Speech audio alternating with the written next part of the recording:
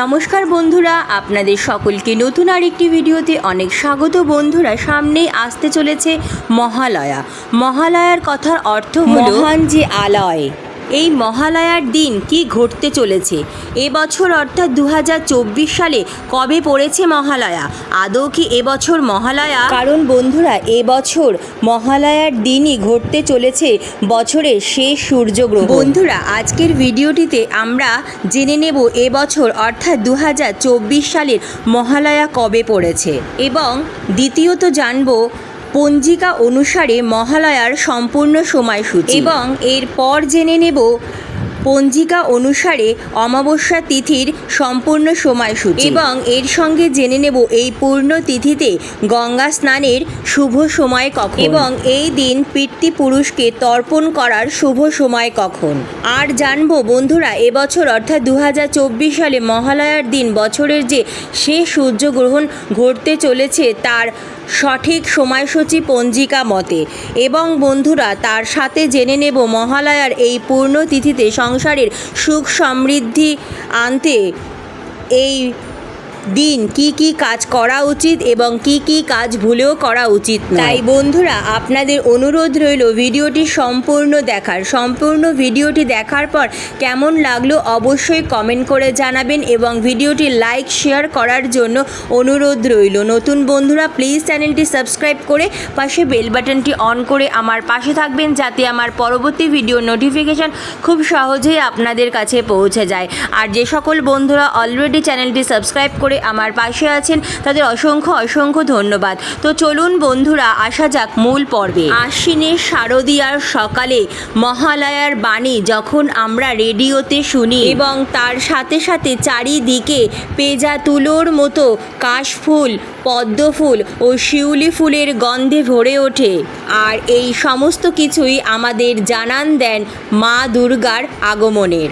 আর এই মা দুর্গার আগমনের তিথি হলো মহালয়া। পিতৃপক্ষের অবসান হয় এবং সূচনা হয় দেবী পক্ষের, আর এই দেবী পক্ষের আরাধনায় আমরা সবাই মেতে উঠি। পুরাণ মতে ব্রহ্মার নির্দেশেই এই পিতৃপক্ষ ও মাতৃপক্ষের সূচনা হয়। পুরাণে এবং বেদে যে পঞ্চযজ্ঞের কথা বলা হয়েছে তার অন্যতম উল্লেখযোগ্য হলো এই তর্পণাদি, অর্থাৎ এই মহালয়ার দিন তর্পণ হলো একটি তার মধ্যে অন্যতম। এই তর্পণ কথার অর্থ হলো যাকে অন্যের উদ্দেশ্যে জল অর্পণ করে তৃপ্ত করা। তাই তর্পণে শুধুমাত্র পিতৃপুরুষদের উদ্দেশ্যে জল নিবেদন করা নয়, সমস্ত ভূতের উদ্দেশ্যে জল অর্পণ করাকে বলা হয়। অর্থাৎ তর্পণে জল অর্পণ করা সমগ্র দেবগণ, ঋষিগণ, নরগণ, ব্রহ্মা, বিষ্ণু, মহেশ্বর সহ সমস্ত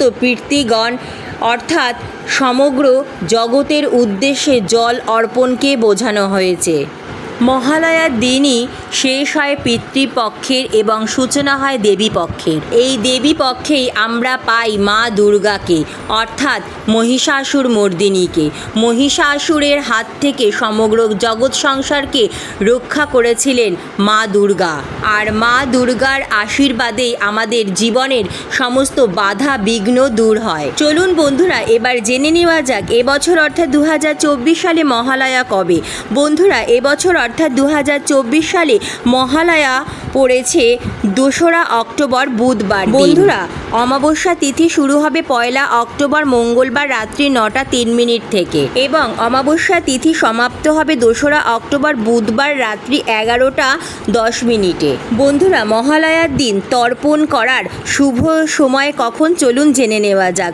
2রা অক্টোবর 2024 বুধবার সকাল 10টা 13 মিনিট থেকে দুপুর 12টা 21 মিনিটের মধ্যে রয়েছে তর্পণ করার শুভ যোগ। বন্ধুরা, মহালয়ার এই পূর্ণ তিথিতে গঙ্গা স্নানের শুভ সময় রয়েছে 2রা অক্টোবর বুধবার ভোর 5টা 32 মিনিট থেকে সন্ধে 7টা 24 মিনিট পর্যন্ত। বন্ধুরা, এবার জেনে নেব এবছর অর্থাৎ 2024 সালে মহালয়ার দিন বছরের যে শেষ সূর্যগ্রহণ ঘটতে চলেছে সেই সূর্যগ্রহণের সময়সূচি। পঞ্জিকা অনুযায়ী। সূর্যগ্রহণ শুরু হবে রাত্রি 9:12 থেকে এবং এই সূর্যগ্রহণ হচ্ছে একটি বলয়গ্রাস সূর্যগ্রহণ। এই সূর্যগ্রহণের স্থিতি শুরু হচ্ছে রাত্রি 12:24 থেকে এবং এই বলয়গ্রাস সূর্যগ্রহণের স্থিতি সমাপ্ত হবে রাত্রি 2:07 এবং গ্রহণ সমাপ্ত হবে 3:19। বন্ধুরা, যেহেতু মহালয়ার দিন ভারতবর্ষে এই গ্রহণ কোনোভাবেই দেখা যাবে না, কারণ এই সূর্যগ্রহণ রাতের বেলা ঘটতে চলেছে।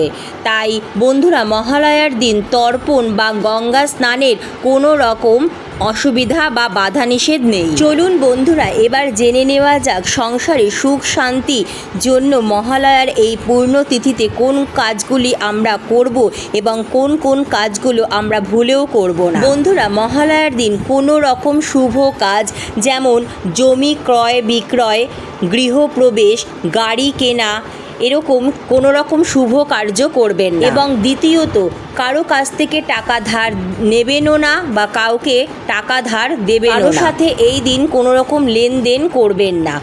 তৃতীয়ত বন্ধুরা, মহালয়ার দিন কোনো রকম আমিষ জাতীয় খাবার বাড়িতে আনবেনও না বা রান্না করবেন না, অর্থাৎ মহালয়ার দিন নিরামিষ আহার করবেন।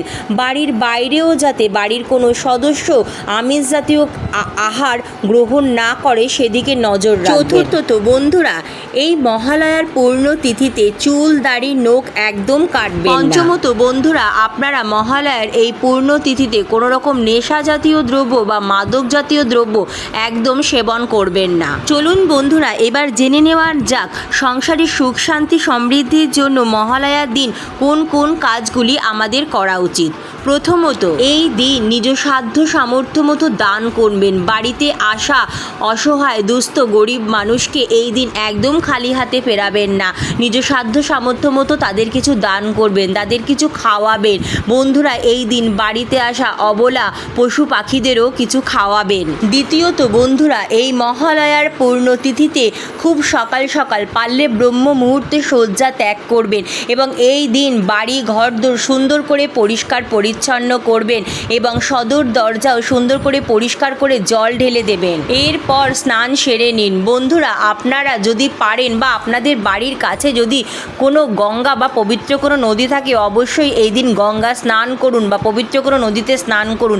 আর যদি সেটা সম্ভব না হয় তাহলে অবশ্যই স্নানের জলে সামান্য গঙ্গা জল ও কালো তিল মিশিয়েও স্নান করতে পারেন, বা আপনারা স্নান করে আসার পর শুদ্ধ বস্ত্রে নিজ মস্তকে এবং পুরো বাড়িতে ভালো করে গঙ্গা জল ছিটিয়ে নিতে পারেন। এরপর সুন্দর করে আপনারা ভক্তি ও নিষ্ঠা সহকারে বাড়ির নিত্য পুজো সেরে নেবেন। বন্ধুরা, এই দিন বেশি বেশি শাস্ত্র অধ্যয়ন, গীতা পাঠ, হরে কৃষ্ণ মহামন্ত্র সারাদিন জপ করুন। অনেক অনেক ধন্যবাদ। রাধে রাধে।